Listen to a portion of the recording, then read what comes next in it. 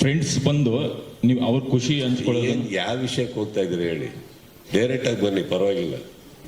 ನಿಮ್ಗೆ ಏನಾರು ಇದ್ರೆ ಡೈರೆಕ್ಟ್ ಆಗಿ ಕೇಳಿ, ಯಾಕಂದ್ರೆ ಇಂಡೈರೆಕ್ಟ್ ಆಗಿ ಟಾಂಟ್ ಕೊಡೋ ನಾನಲ್ಲ, ನನ್ನ ಸ್ನೇಹಿತರು ಅಲ್ಲ.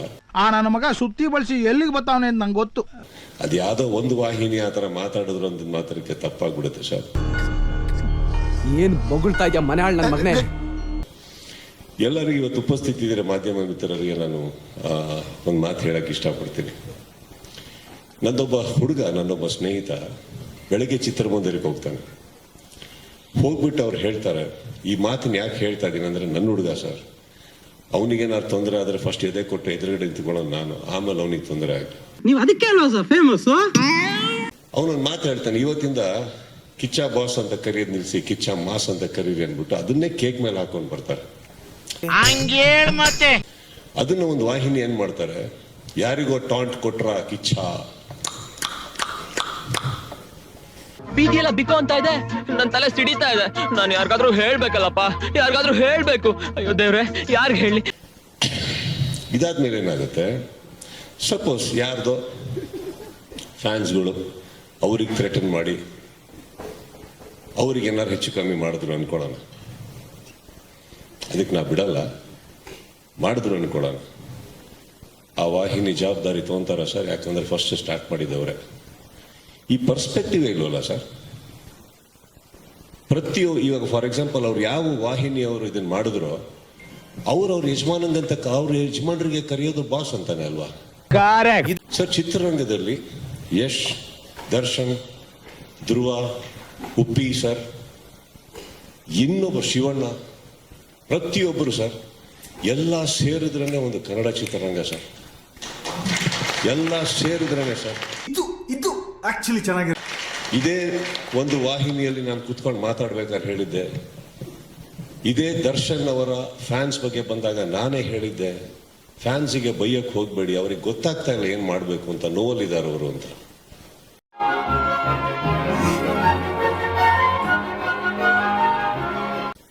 ಇದೇ ನಾನು ನನ್ನ ಬಾಯಾರೆ ಹೇಳಿದ್ಮೇಲೆ ನಾವ್ ಯಾಕೆ ಸರ್ ಟಾಂಟ್ ಕೊಡೋಣ?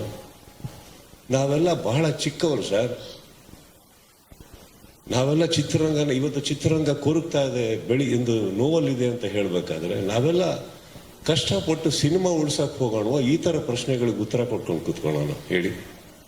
ಯಾಕೆ ಕೊಡ್ಬೇಕು ಟಾಂಟ್? ನಾವು ಏನ್ ಸಿಗುತ್ತೆ ಇದ್ರಲ್ಲಿ ನಮ್ಗೆ?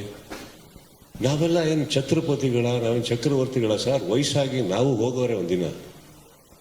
ಬದುಕಿರ್ಬೇಕಾದ್ರೆ, ಒಂದು ಸಿನಿಮಾ ನಮ್ಮ ಕೈ ಹಿಡಿದಿರ್ಬೇಕಾದ್ರೆ ಬೆಳೆಯೋಣ, ಆಸೆ ಪಡೋಣ, ಇನ್ನಷ್ಟು ಒಳ್ಳೆ ಚಿತ್ರ ಮಾಡೋಣ ಅಂತ ಇರಬೇಕಾದ್ರೆ ನಿಮ್ಮಂಥವ್ರು ಬಂದು ನಮ್ಮನ್ನು ಪ್ರಶಂಸಿಸಿದಾಗ ಖುಷಿ ಪಡೋಣ ಅಂತ ಹೋದ್ರೆ, ಸ್ವಲ್ಪ ರಿವೈಂಡ್ ಮಾಡಿದ್ರೆ ಆ ಹುಡುಗ ಎಲ್ಲಿ ಮಾತಾಡಿದ್ದು ಅನ್ನೋದು ಕ್ಲೀನಾಗಿ ಗೊತ್ತಾಗುತ್ತೆ ಅಲ್ವೇ?